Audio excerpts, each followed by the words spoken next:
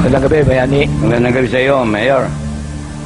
Alam mo, Bayani, sa pagpapatupad ng disiplina, may mga alituntunin, yung karapatang pantao na dapat sundin.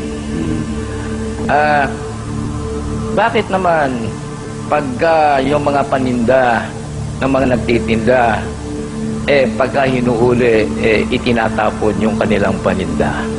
Bakit ba naman, Bayani, na yung mga informal settlers, walang abiso, tinatanggal at iniiwanang nakatiwangwang sa kalye? Di ba hindi pagsunod sa karapatang pantao yun? Salamat, Mayor Binay. Unang-una, ikaw ay pumirma dun sa ordinansa ng Metro Manila Development Council.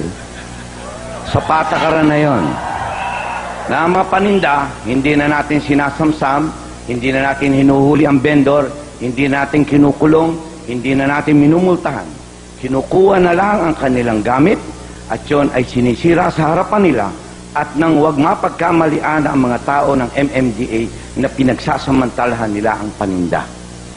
Ikaw ay pumirma ron at yan, may matuwid yan ay batas.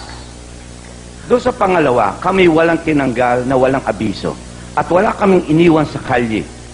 Sapagkat ako ay may hinanda na tulugan para sa mga pamilya dyan sa Mandaluyong, sa Pabella Center. Ang lahat ng aalisin at walang matitirhan, doon ay kukupkupin sila ng DSWD, pakakainin, may tulugan, may laruan, lahat ng pangangailangan nila ay ibibigay. Hindi mo na alaman yun, Mayor, dahil palagi kang hindi dumadalo ng pagpupulong ng council. Dahil palagi kang hindi dumadalo ng pagpupulong ng council. Nakatutuwa ang sagot mo, Bayani. Mukhang ikaw yata ang hindi nagsasabi ng totoo. Alam ng taong bayan, no? Mga kamati, sinisipa ng tao mo.